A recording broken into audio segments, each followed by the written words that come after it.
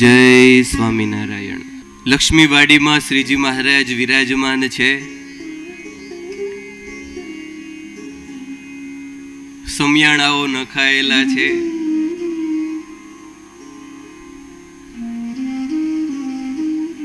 ગામો ગામથી એ લાડુદાનજીનો શતાવધાનનો પ્રયોગ જોવા માટે એ ઘણા બધા હજારો માણસો આવેલા છે.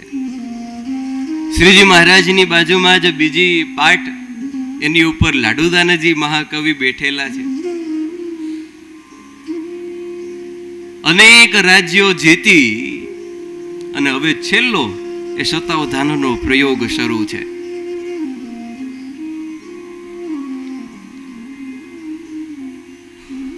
ઘણા બધા પ્રશ્નો પૂછાયેલા શતાવધાનમાં. ગઈકાલે આપણે સાંભળેલું જોધા ભગત, નાગમાલો, ઉકા ખાચર અને વળી પછી નાગાજણ રાવળ, ચારેય જણાએ ઘણા મહિનાઓથી તૈયારીઓ કરતા હતા, નામાવલી તૈયાર કરતા હતા. લાડુદાનજીએ માત્ર એ બધાનો ઉત્તર એક એક લીટીમાં આપી દીધો. હવે તમને કીધું હોય પશુઓના નામ બોલો, આપણે એક પછી એક વિચાર કરીને બોલતા જઈએ. પણ લાડુદાનજી નોર ખરીને ડાબલો, તમામ જાનવરોની જાતિ નામનો બધાનો સમાવેશ આમાં થઈ ગયો. નોર કહેતા કે એ નખવાળા જેટલા હોય ને એ બધાય, આમ સિંહ, વાઘ, બિલાડી, આ બધા નોરવાળા કહેવાય. નોર, ખરી અને ડાબલો. ખરી એટલે પશુ, ડોમેસ્ટિક એનિમલ આજની ભાષામાં કેવું હોય તો ગાય, ભેંસ, આ બધાને ખરી હોય. અને ડાબલો જીરાફ, ઘોડો, આ બધાને ડાબલા હોય. આની સિવાયનું બહારનું લાડુદાનજી કે કોઈ હોય તો મને બતાવો. હથિયારોના નામ બોલવાના કહ્યા તો ધાર, અણી ને ધુબાકો. ધારવાળું તલવાર આદિક બધું આવી જાય. અણીવાળું એ ભાલા આદિક બધાય આવી જાય. અને ધુબાકો કહેતા કે ફોડવાનું જે હોય બધાય આવી ગયા. એમાં કયું બાકી રહ્યું? એવી જ રીતે સિંગ, શરાડી, પોપટો, ઘા, વા ને ગહરકો, તમામ પ્રકારના એ સિંગ, શરાડી ને પોપટામાં ધાન્ય, અનાજ આવી ગયા. ઘા, વા ને ગહરકામાં બધા પ્રકારના એ વાજિંત્રો આવી ગયા. શ્રીજી મહારાજ તો ખૂબ ખુશ થયા. પણ સાથે સાથે પેલા ચારેય જણા હતા ને, એ ચારેય જણા એવું કહેવાય છે કે આજીવન એ જિંદગી પર્યંત ચારેય જણાને બ્રહ્માનંદ સ્વામી ઉપર એ ગુરુભાવ રહેતો. કારણ કે જેની તૈયારી એ 6 મહિનાથી કરતા હોય અને માત્ર એક લીટીમાં ઉત્તર આપી દે, એ કોને ગુરુભાવ ન થાય? શ્રીજી મહારાજ રાજી થયા. બીજા બધા જ શ્રોતાજનો પણ રાજી થયા કે માળુઆ લાડુદાનજી તો કંઈક નવું લાવ્યા.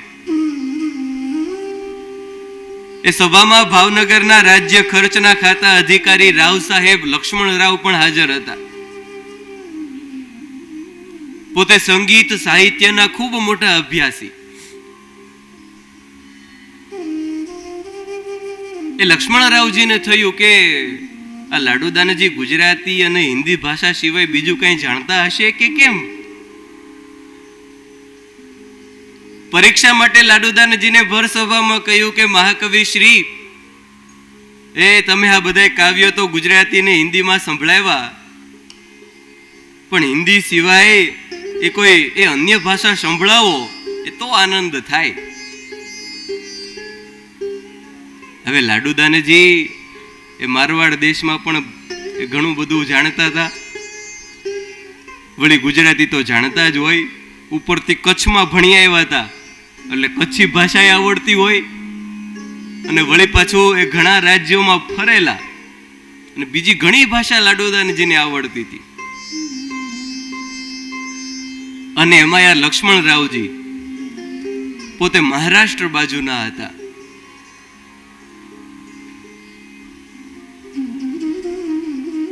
એમણે લાડુદાનજીને કહ્યું કે હિન્દી સિવાય બીજી કોઈ ભાષા આવડતી હોય તો કહો, એમાં કઈક કીર્તનો કે કઈક ગાન સંભળાવો.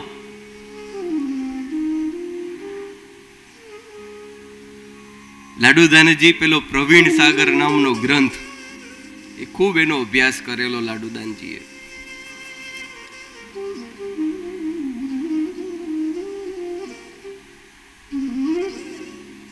લાડુદાનજીએ તરત જ વિચાર કરી અને કહ્યું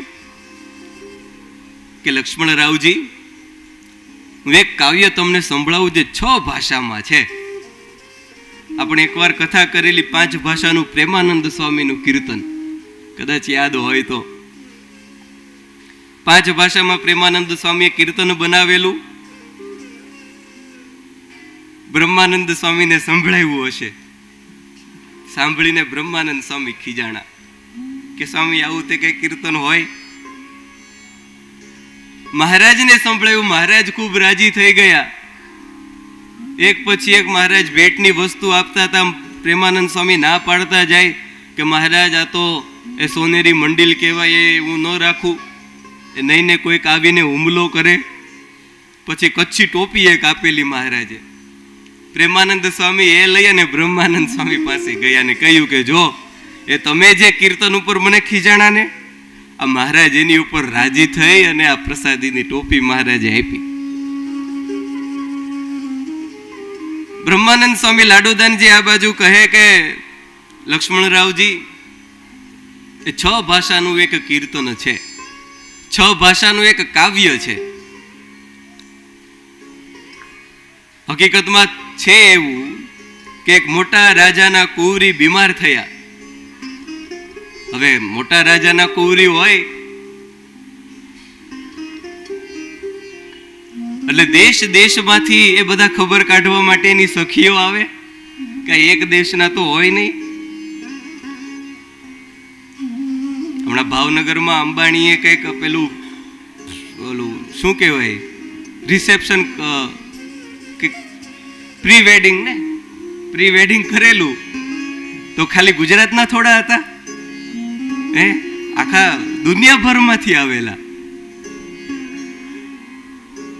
લાડુદાનજી કે મોટા રાજાની કુંવરી બીમાર થયા અને એની ખબર કાઢવા માટે એ દેશ દેશાવરોમાંથી 6 સખીઓ આવેલી.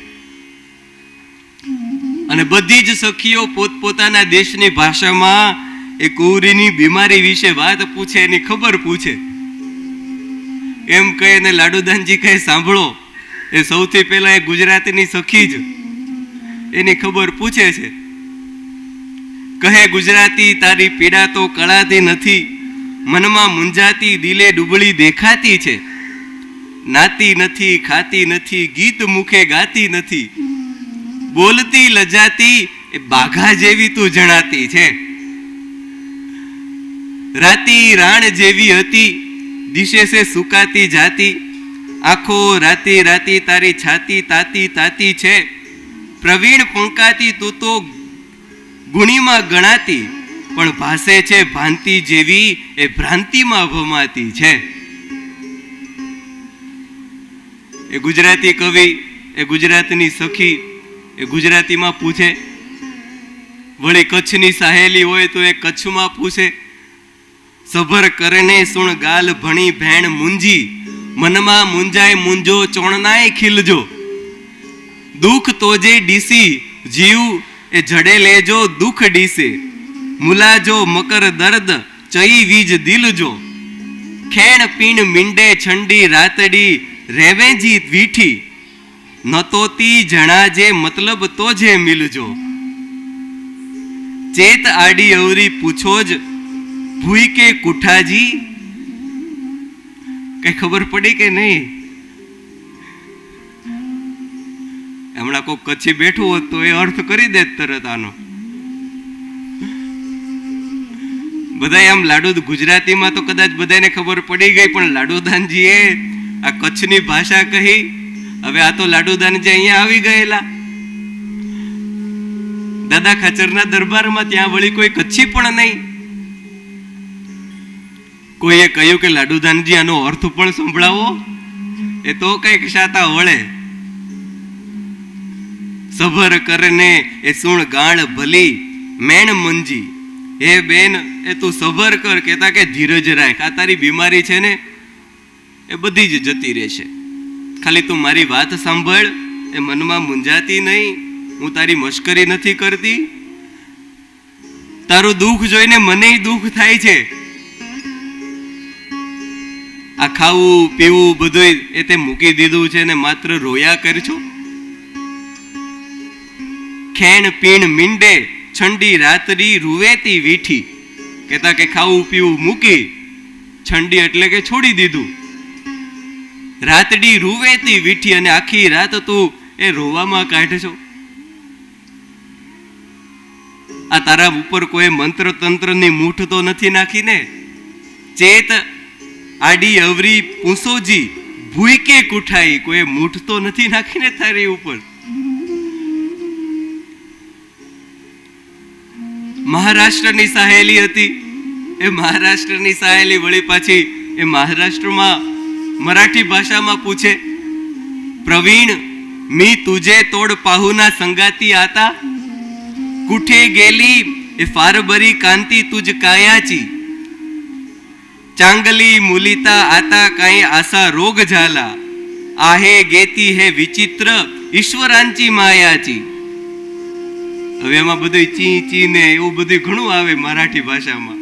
હવે પેલા લક્ષ્મણ રાવ હતા ને, એ મહારાષ્ટ્ર બાજુના હતા, અને જ્યાં લાડુદાનજીએ એ મરાઠી ભાષાનું કાવ્ય સંભળાવ્યું, એ લક્ષ્મણ રાવજી તરત જ આનંદિત થઈ ગયા કે એ ભાષા બોલવામાં કોઈ ચૂક થતી નથી, એકદમ સચોટ ભાષા બોલે છે. લાડુદાનજી અર્થ કરતા હતા, મહારાવજી કહે તમે નહીં, આનો અર્થ તો એ હું કરીશ. એમ કરી અને મહારાવશ્રીએ આ લક્ષ્મણરાવજીએ આ કાવ્યનો એ મરાઠી ભાષાનો અર્થ લક્ષ્મણરાવજીએ કર્યો.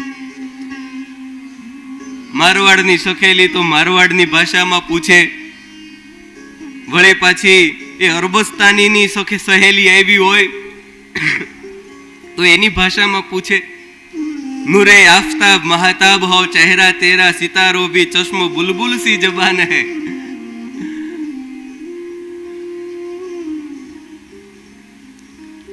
લાડુદાનજી કે હજુ એક છેલ્લું, એ બનારસની સખી, બનારસ હવે ત્યાંની સખી હોય તો સંસ્કૃતમાં બધું પૂછે. લાડુદાનજીએ બીજી બધી ભાષામાં તો કાવ્ય સંભળાવ્યું, પણ સંસ્કૃતમાં પણ કાવ્ય સંભળાવ્યું. વચનમ વદાતી મેં હિતાયત્વ સુખાય ચાહમ ભૂતવા સાવધાના તત્રુ શૃણુ ભાગ્યશાલી કે, કેયમ કૃતા ભીત્વા ભૂતવા ત્વયા ત્વમ ચાક્ર દતા મા વદસ્ય કારણમ તનમ મૃદુલમ મૃણાલી કે. સખી કહે કે હું તને હિતના વચન કહું છું, એ તું હિતના વચન સાંભળ. એ તું તો મોટી ભાગ્યવાન છે, તો આવી ભયભીત શું કામ થઈને રહે છો? એ જે કારણ હોય તે મને જણાવ. એ તું તો વિદ્યાવાળી છે, તમસી વિદ્યાવતી પ્રભાવતી ક્ષમાવતી ચ કિમ દામિત ત્વામહમ સદગુણ મણિ મણિ માલિકે. હવે તું એ ભગવાન ઉપર બધું છોડી દે, ધીરજ ધર, એ તારું બધું જ દુઃખ ભગવાન એ હરી લેશે.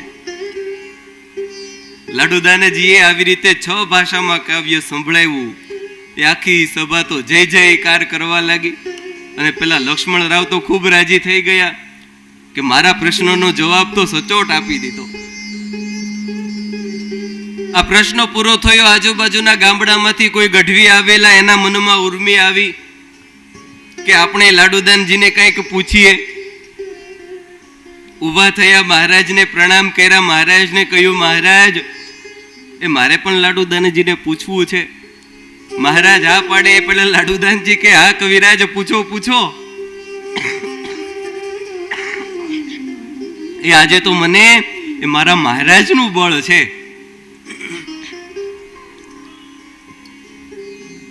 એ ગઢવી હતા, એમણે લાડુદાનજીને કહ્યું કે મહાકવિ શ્રી, એ અમારા કચ્છ કાઠિયાવાડમાં એ ચારણોના લગ્ન પ્રસંગે એ જાન જ્યારે જમવા બેસે ત્યારે અમારી ચારણ કન્યાઓ પડદામાં બેસી એ જાનમાં આવેલા કવિરાજને હરિયાળી કાવ્યો સંભળાવે. એ કાવ્યનો અર્થ જ્યાં સુધી જાનવાળા ન આપે એ ત્યાં સુધી જમણ જમવાની રામ દુહાઈ આપે. આમ કવિરાજ એ અમારે ત્યાં કવિરાજોની પરીક્ષા એ અમારા દેશમાં ચારણ કન્યાઓ લે છે.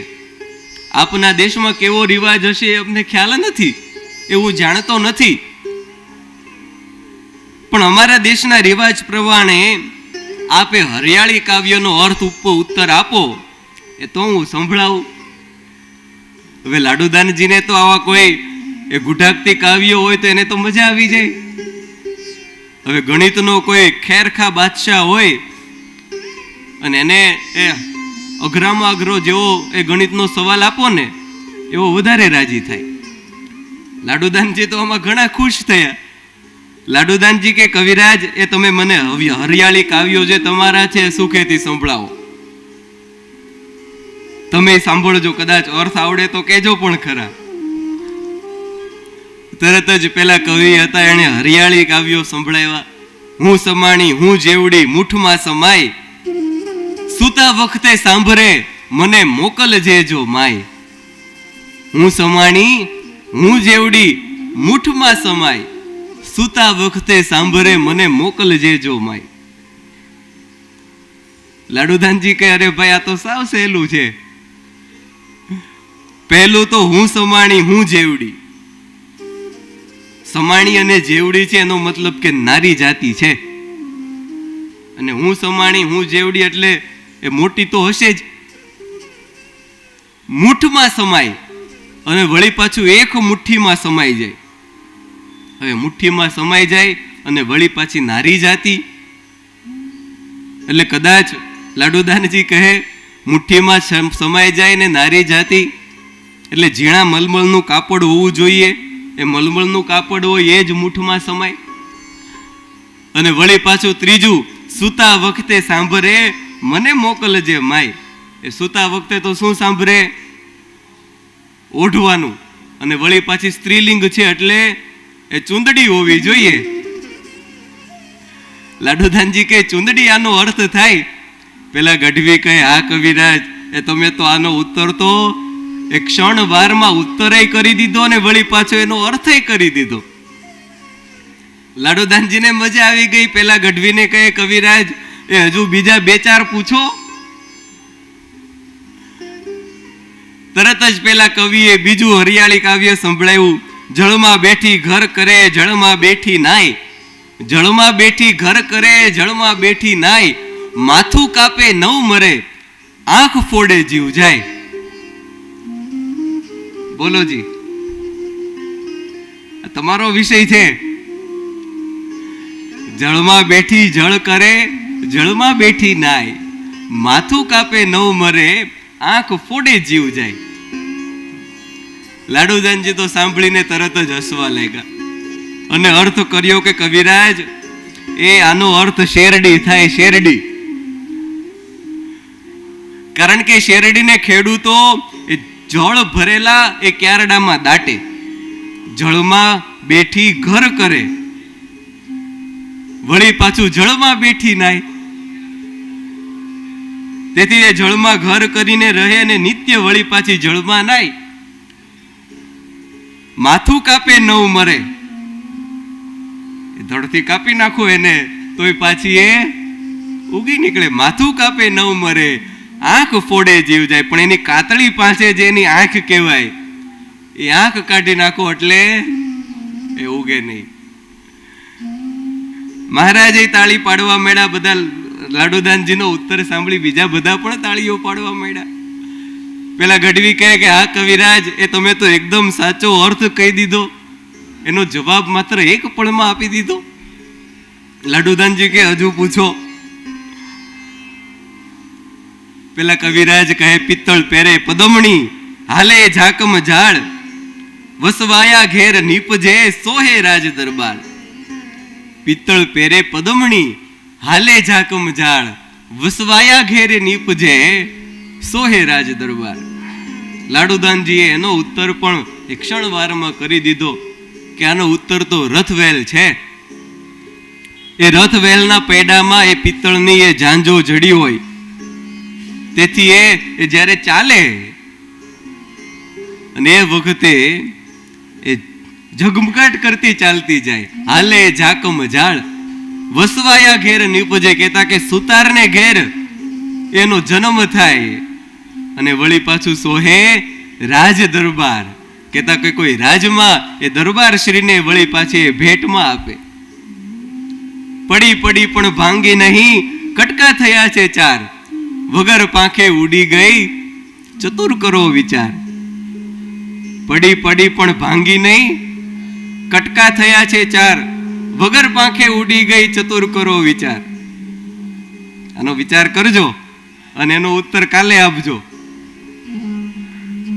બાકીની કથા ખૂબ સુંદર છે, પણ એનું શ્રવણ આપણે ફરી ક્યારે કરીશું. બોલો સહજાનંદ સ્વામી महाराजनी जय.